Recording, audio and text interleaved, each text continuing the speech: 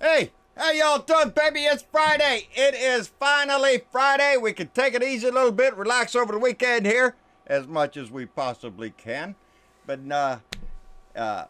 chill out. Isn't that the thing? What they say for the weekend? Y'all know the routine. It is Beer and Bud Friday, so I hope you got your beer good and iced down because I do, and it is gonna taste good because it's hot down here, baby. It's muy caliente.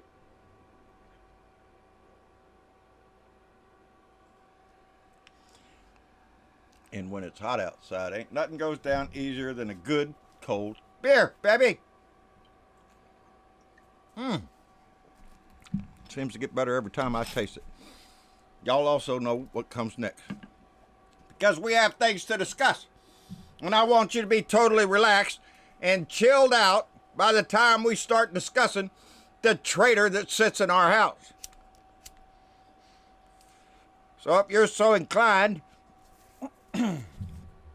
stuff that bud in the bowl, spark it up, and get yourself chilled out a little bit because you ain't gonna like what we got to say because it's happening again. The same shit's happening again. He's at it again. Oh shit. Are you shitting me? I got mail. I got 2 pieces of mail. I got a card, a little letter from Anita Bracey from Hanover, Maryland, who included a nice donation. And she's been a long-time fan, she says, and wants to support the show. And she showed it in a very nice way. And she has her brother, Lewis, who is an outstanding guy, who's just an all-around good guy. And so both Anita Bracey and your brother, Lewis, we appreciate it very much. And it goes a long way, as y'all can see from last night's show, which I hope you got to see. Those donations that we get helped do that last night, and it was the best show I think we'd ever had. Anyway, I got a package. I got a package from Denise Holt, which I think twice last night when I was flipping over there on the comments, I called her Dennis Holt because I'm so used to saying Dennis Valadez, who is one of our moderators who was in the channel. So Denise, I believe I apologized last night, and I do again today for saying Dennis when I meant to say Denise. But she is from Beaufort, South Carolina, and she remembered that in one of my shows I had said that I had never had Starbucks coffee. I'd never been into a Starbucks. I've never had Starbucks coffee. So Denise sent me some Starbucks coffee, baby. She sent me a pound of Morning Joe Starbucks coffee, and not only that, she included a nice little cup from the state of South Carolina, baby. Here, let me switch this over so y'all can see that pretty cup, which Denise Holt has sent to us from South Carolina. It's got all the little South Carolina emblems on it. It says South Carolina right there on the thing. And if you look inside, there's a South Carolina flag on the inside. It is so pretty. I think Mama done laid claim. I don't know. We're gonna see. But Mama thought it was really pretty. So thank you, Denise, very much for the coffee. I'm gonna try that in the morning. And she sent a little card in there. It had a little dog and said that ours is no ordinary friendship. And it said on the inside, lucky for me, you're no ordinary friend. Well, thank you very much, Denise. I appreciate it. I'm going to be thinking of you when I have my coffee in the morning. And have my first cup of Starbucks. Anyway, what's going on? Well, John, he's over in Osaka, Japan. He's over in Osaka, Japan at the G20. And he has again demonstrated the weak coward that he is. He is demonstrating what a little puppy he is for his handler, Vladimir Putin from Russia. He's showing it all over again, just like he did in Helsinki. Remember now, he missed over last year's G20. He didn't meet with Vladimir because Donnie had to act like he was all pissed off about the Russians taking control of 3 Ukrainian ships whose crews are still locked up in Russia. Donnie, did you bring that up by any chance with Putin? No, I don't think you did.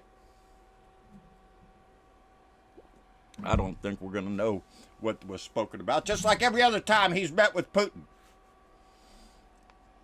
But as reporters were coming into the room to interview them, Reuters picked up what was being said, and it started out with Donnie saying, get rid of them, fake news is a great term, isn't it? You don't have that problem in Russia, but we do. Get rid of them. What's he talking? He's talking about the press, baby. That's what he's talking about. And he's talking about it to a man who does that. A man who would kill a journalist on the streets of Moscow. A man that would kill a journalist on the streets of London. To a man that doesn't give a shit where you are. If he wants you dead, he'll kill you. That's what Putin is. That's what you're sitting next to, Donnie. But Donnie doesn't see it that way, baby. He sees Putin as his master, as his mentor. That's what Donnie sees in Putin. Putin turned around at him and says, we also have. It's the same. It's the same problem with journalists, except he kills them, Donnie.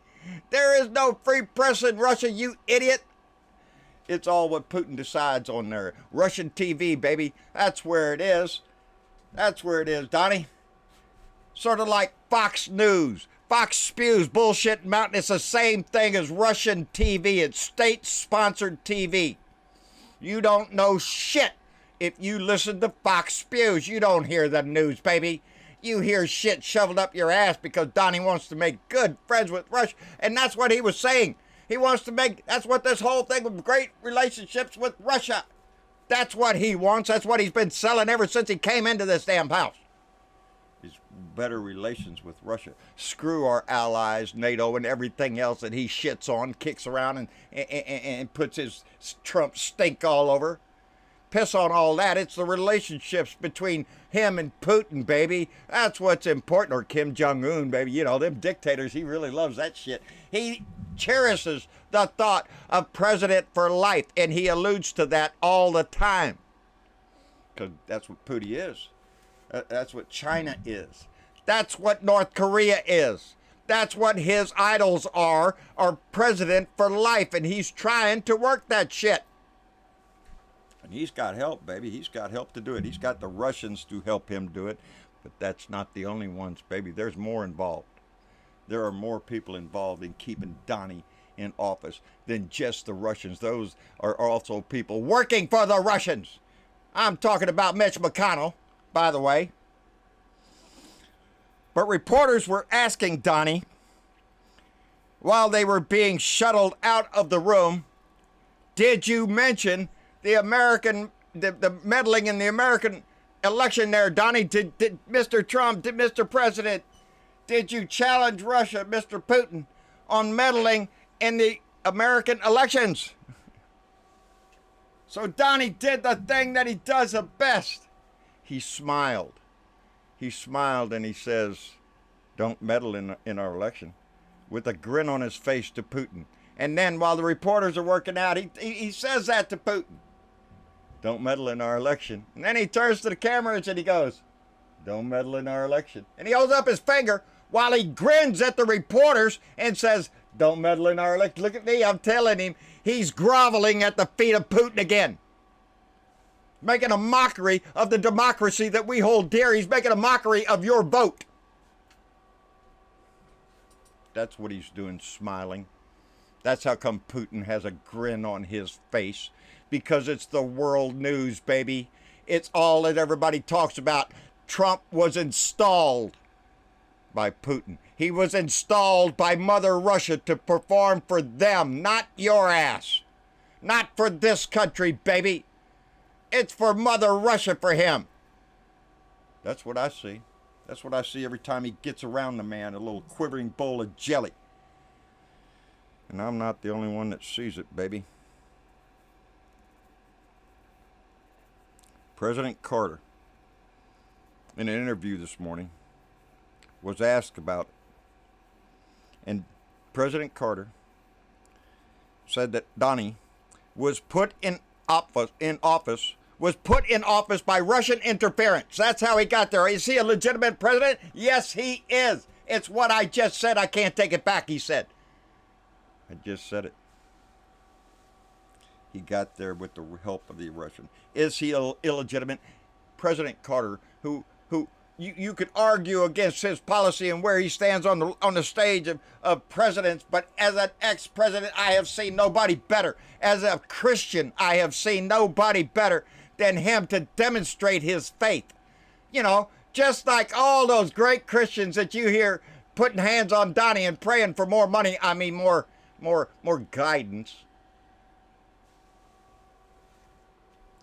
That president, the one we admire for his faith, the one we admire for his work for the homeless, answers that question. Is Donald Trump an illegitimate president? Yes, he is. And we all see it. He was installed there by Vladimir Putin.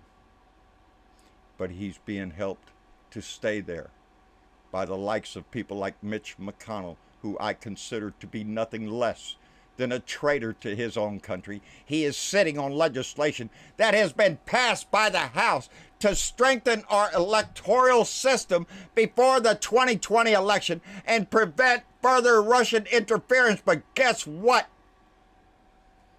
Mitch McConnell is not going to put that legislation on the floor. He's not going to bring it up for a debate. He's not going to mention it because Mitch McConnell gets as much help from the Russians as Donnie does. It's already been in the news how Mitch McConnell is knocked up with Russian mob money and investments. Is that right? Is that what I understand, Mitch? And we see the people like of Lindsey Graham from South Carolina who rolls over. A veteran, he calls himself a veteran who rolls over to Russia. We need to be friends with Russia. No, we don't, Lindsey. We need to stand up to Russia. We need to prevent them from meddling in our election. How about that, Lindsey? Have you taken that stand since you came back from your little visit to Russia? Because I haven't heard you do that. I haven't heard very many Republicans at all stand up for the honor of this country, stand up for the integrity, for the defense of this country, while this man in our House tries to sell us out every day. And again, he does it on the world stage for all the world to see, just like all of his crimes. He does them in plain view. It's disgusting, and it's treasonous, and it is up to us, up to you, me, and other patriots in this country to stand up, to be counted, to vote for our democracy. And that means to vote blue, but not only in the presidential, baby. It's got to be in the Senate, too. 22 Senate seats are up. The Republican Senate seats are up for election this time in 2020. We have to take that majority. We have to take control of this country, or the Republicans are going to sell us out to any two-bit dictator who's got a few bucks in his pocket, who can bribe the right people to destroy it. I don't want to let that happen, baby. Anyway, hell of a date last night, hell of a debate. I hope some of y'all had an opportunity to tune in last night. We had a hell of a turnout to watch the debate on our show, the Blue Dot Family Meeting. And it was made possible by those that donate and those on our Patreon that allows us the equipment, that finally gave us the technology to do that stuff that Travis says he knows how to do, and sure enough, did last night. And that is going to allow us to do more things, to interact with more people on our show, and to bring you news and events that happen even live. And we'll be able to bring that right on the screen and discuss it the way we can stay on top of things. But anyway, what else I got here? Mitch McConnell's a crook. Donnie's Donnie's a dick. Donnie's a dick. Yeah, it's all pretty much the same here. I enjoyed the debate last night. Big winner last night, I guess, would have to be Kamala Harris. She really jumped up in there, but there's not a one of them that didn't make a mistake. They're out there trying to string their stuff along this morning. Biden's under a lot of pressure for the busing stance that he took a long time ago and is being called into question. And but I do want to say something about Pete Buttigieg, which I just wanted to applaud his answer when he was talking about how the Republicans have tried to grab the moral high ground, the evangelical title of Christians and moral fortitude and all that stuff, and Pete Buttigieg put them in their place, because no God would allow federal agents to rip children from their parents' arms or put them in cages. I'm glad he stood up and said that. I'm glad he called them out for the hypocrisy that they show. If your religion is about me instead of you, you're doing it wrong. That's what the shirt says, and I appreciate that. That's what the shirt says. If your religion is more about somebody else and not about you, you're doing it wrong. Go back and read it again. Help your fellow man. Take in the immigrant. Treat him like an immigrant. Welcome him because you were an immigrant in Israel, in Egypt at one time, weren't you? Isn't that what the Bible says? There's plenty of preaching about how to treat your fellow man. The evangelical Christian right has degraded their religion and shown you they are nothing but a bunch of charlatans out for the money. They are the money changers that Jesus threw out of the temple, baby. That's those TV evangelicals that come around and want to lay hands on him and get the picture with Donnie. You know, while standing in front of the Playboy picture behind him. Stuff like that to show their true faith. I know people that demonstrate true faith. Jimmy Carter was one of them. Jimmy Carter demonstrated in every way so everybody could see it. How about it, Joel Osteen? You out there building houses for homeless people? Oh, no. That's right. Putting a new addition on your mansion. Jimmy Carter said he's an illegitimate president. Personally, I think he's an illegitimate human being. He's like the maggot that you find in the garbage can, sucking off everything he can. That's Donnie. Everything Donnie touches dies. And he's got his hands all over this country. And it's up to us to get his filthy hands off of it and remove the disgusting scum that his fingerprints leave everywhere. And restore this country to what it needs to be, what it used to be. We need to save this country. And baby, that's where we all come in. That's all of our vote. That's everybody. And we have to stick together and we have to stay informed. So Sunday night on the Blue Dot Family Meeting, because I really think it's important that as many people see it as possible, we are going to play The Investigation in 10 Acts, a star-studded cast reading the 10 acts of obstruction of justice in the Mueller report. It is interesting. It is done very well by well-known actors. John Lithgow does a tremendous job as playing Donnie the Dick.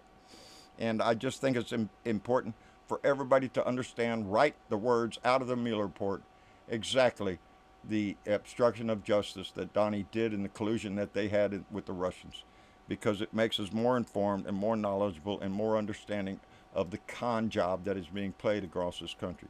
Anyway, that's about all I got. Again, thank you very much for everybody that donates every month. We're advancing, we're keeping this going, our family is growing, and the message goes on. So it's important. I appreciate it very much. Like, share, subscribe. John Britavo, Blue Dot in Texas on YouTube. John Britavo on Facebook. John Britavo Speaks, Blue Dot Family. Go by there and say hello to the family. Be involved and be informed. And it's very important to do that. Anyway, on Twitter, at Blue Dot in Texas, out my truck window. Anywhere else we can get this message to keep it going. The thing is, we have to be prepared. There's not that much time before the elections. And we have to not be knowledgeable of not only the candidate we're going to pick, but of the senators in those areas that are going to be running that are so important to take control back of this country. So stay tuned, baby. There's a lot more to come, and we'll see you all later. Bye.